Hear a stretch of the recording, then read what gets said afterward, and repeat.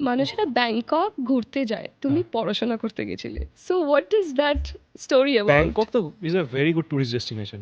তো আমরা ছিলাম, আমি পড়তেও গেছিলাম ঠিক জিনিসেরই জন্য, আমি গেছিলাম হসপিটালিটি ইন্ডাস্ট্রির জন্য পড়তে। তো ব্যাংকক ইজ হসপিটালিটি। তো আমি এখানে আইএইচএম সুবর্ণ বোস স্যারের স্টুডেন্ট আমি। তো স্যারের সাথে দেখা স্যার বলেছিলেন মানে যে you can go to the Bangkok campus. তো it's a very good campus. So ওখানে একটা লোকাল ইউনিভার্সিটি আছে, কাসিম পণ্ডিত ইউনিভার্সিটি।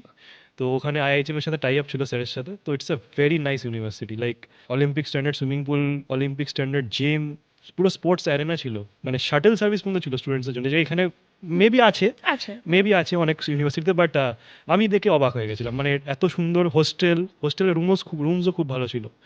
তো I had a very good time there. You loved it and you, I guess তুমি প্রচন্ড, তোমার মনেও আছে সব জীবনে যদি কিছু। সবচেয়ে বড় ওখান থেকে আমি কিছু পেয়েছি হচ্ছে ভালো বন্ধু পেয়েছি, হোস্টেল লাইফ। আমি হোস্টেল লাইফে যেরকম ফ্রেন্ডশিপ আর রিলেশনশিপ কি জিনিস হয় বুঝেছিলাম, হোস্টেল লাইফে বুঝেছিলাম।